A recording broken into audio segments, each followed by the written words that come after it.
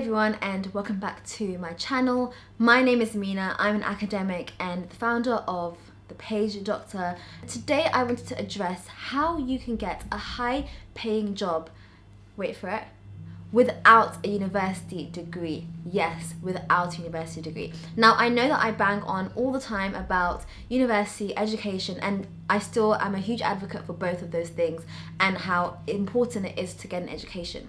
But a university is not for everyone, and do not despair. There are many ways of going down a maybe non-traditional route to get a high paying job in a number of different career sectors. I've identified three main routes in this video, and the first one is apprenticeships. The second one is starting from the bottom and working your way up, and the third one is networking. And I'm going to be discussing all three of them and sort of giving you my tips and my experience on how you can pursue either one of those routes to end up with high paying jobs. And by high paying jobs, I mean even up to and above 100 grand. Now obviously this isn't what you'll get straight away. You can work your way up to that salary with either one of these routes. If you do like my channel, I'd appreciate a subscribe.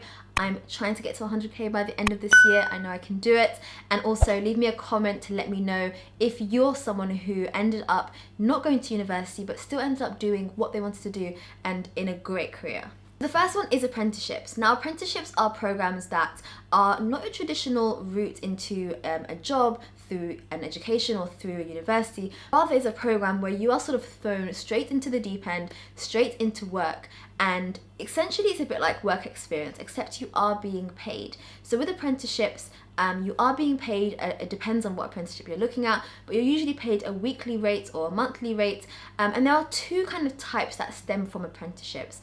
Now the first type is simply just work experience. So you're going to work with this particular company, and typically it tends to be in maybe engineering, maybe finance, maybe tech, and you're able to kind of work on the job, gain some experience, and at the end of your apprenticeship, maybe 2 years or 3 years, at the end of that you will be able to hopefully secure a proper full-time job in that company, and so you're able to sort of build your way up from there.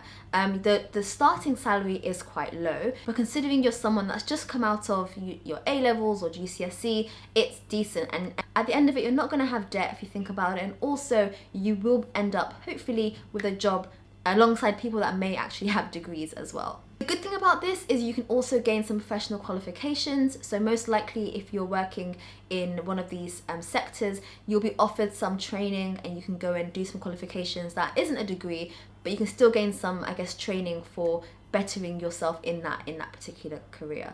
The second sort of branch is work experience. So like the first one, however, it comes with a package and a degree package. So the reason why I've still included this is because it isn't your traditional route. You're not paying tuition fees. Rather, that company is paying for you to go to university part-time alongside work as an apprentice, and I think these programs are actually amazing, and I really wish they were there when I was around. Firstly, they can be really well paid. I took a little look online and I found some that was so impressive in terms of the salary and the fact that they want someone who only has GCSEs. And also you're able to get a degree at the end of it. So although your degree might be a bit longer than the traditional standard 3-year degree, or it might be a bit more broken up and you're not the traditional sort of full-time student, does it really matter? You're still going to university, you're getting paid, your salary is pretty decent, like in the 20s or even in the 30s for some sort of civil service programs, and you're on track to end up in a great career that you're interested in. And alongside that, you get yourself a degree, so you don't have to go through the pain of getting into debt or the traditional sort of university route, but you still get that. Apprenticeships are actually pretty good. They're a pretty good deal. They are backed by the government, so it's a scheme that will be around for a long time to help people get into work and to help reduce the unemployment rate. And there are so many options out there. You just have to Google apprenticeships, and like I said, I'll share some links down below for some programs that I think are really, really good. The second way is to start from the bottom. Now again, let's say you're interested in a tech role or something along those lines.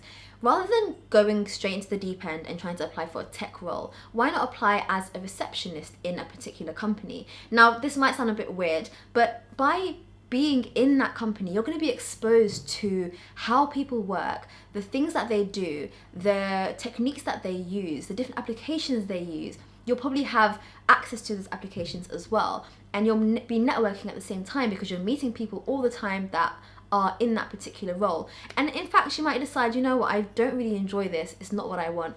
Or you might, after a year or two, decide, actually, I'm going to apply for a role.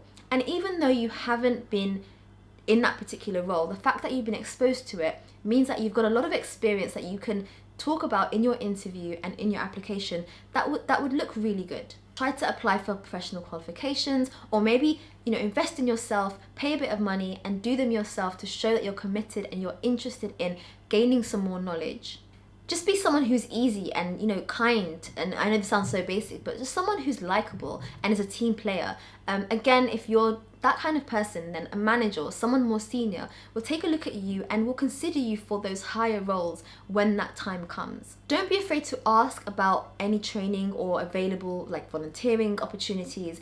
If you're starting off as, let's say, a teaching assistant, but you really want to become a teacher, I've seen this happen. Someone starting off as a supply teacher in a school, and she now has a teaching qualification in the space of just 2 years, simply because she showed her commitment, she showed how dedicated she was, and she asked if there was a possibility to be trained on the job. So she was a supply and she was doing what supply teachers do, but at the same time she was gaining qualifications, and she gained the trust of the school and the trust of the students, and in the end, after 2 years, they gave her that qualification. And the fact that she took ownership for her own learning and her own sort of experience means that she was able to build upon starting from the bottom, starting from being just a supply teacher without a qualification, then being able to build up. Now, no matter where she goes, even around the world, she has that qualification with her, and she gained it without paying a single penny. From there, she can easily build up to be a head of department and even a head teacher, as long as she keeps on building on those qualifications. From somewhere simple where you know that you can have the motivation and determination to grow. These things that I'm mentioning today are things that you'll just do and next year you'll be in the senior position. No, nothing happens overnight. Things take time. You have to constantly prove yourself. Another thing you can do is to think about some accelerated programs. Now, in my mind in particular, I'm thinking about tech, so like coding. It's huge right now. It's such a huge industry, and there are some really informative channels here on YouTube that give you help on trying to get into it a lot better than I probably would be able to learn how to code, for example, within 3 months, let's say. It's definitely not easy. It requires a lot of dedication and commitment and work, but by the end of it, you're able to learn the skill that you need to begin in a junior role as a junior developer or junior engineer, and then work your way up. Right now it's so hot, and I don't think it's ever going to cool down with the sort of age of technology that we're in right now. So it's definitely something to think about. Are you able to learn a skill like data science, for example, and start from the bottom? So really just scrap everything you know, start from something new, build your way up, and just keep on going. There's one channel in particular that I want to recommend, and it's called Develop with Amina, my namesake. And she did a program similar to this where she was able to get a job as a junior developer, junior engineer, and she talks a lot about her experience on her channel. So I'm going to recommend her channel, so please go check her out. I'll leave the link for it down below. And there's just so many resources out there now. There's really no excuse for ignorance, and I always say this, there's no excuse for not knowing how to do something or not knowing how to get somewhere. We all have the thing called the internet, and we all have the thing called Google, and we're all able to search and find out how others did it and learn how they did it in order to do it ourselves. And last but not least is networking. And I'm going to give a specific place, and you might hate this, but LinkedIn. LinkedIn is a great place to network. I've been headhunted and given so many opportunities on LinkedIn without even doing anything, with simply just having my profile up there. People have emailed me suggesting opportunities and asking whether I was able to take a particular role. Make your profile, show what you're interested in, mention the things that mention your career goals and what you want to do in the future, and then think about who the people are that you think will help you get to that position. I'm not saying to start messaging people cold and just saying, hi, can I have a job in your company? Don't do that. Don't do that at all, because they're gonna remember that forever. So don't do that. Have a strategy and think about which people and who those people are, and in what companies could you make a link, and try to be as personal as possible. If there's someone that you think is interesting, try to think about why they're interesting and how they can help you, and how you're going to, what are you giving them at the same time? If you approach someone, you have to make it as personal as possible. Send them maybe your CV, or send them like a personal statement or a cover letter and say, hi, I'm really interested in learning more about what you do. I'm a student who's just finished my A-levels, or I've been out of work for 5 to 6, 7 years, and I'm really passionate about this subject. I've been doing this to learn more, and I've got this qualification, and I really want to work in a company like this. Is there any way that you can send me details for volunteering, or for someone that can help me out? Just whatever. And you'd be surprised how much people want to help. I think that's really important, to try to network, but don't be too blasé about it. Don't be too sort of in your face about it. Try your best to network in a way where you are putting yourself forward, but without being offensive to someone else's space.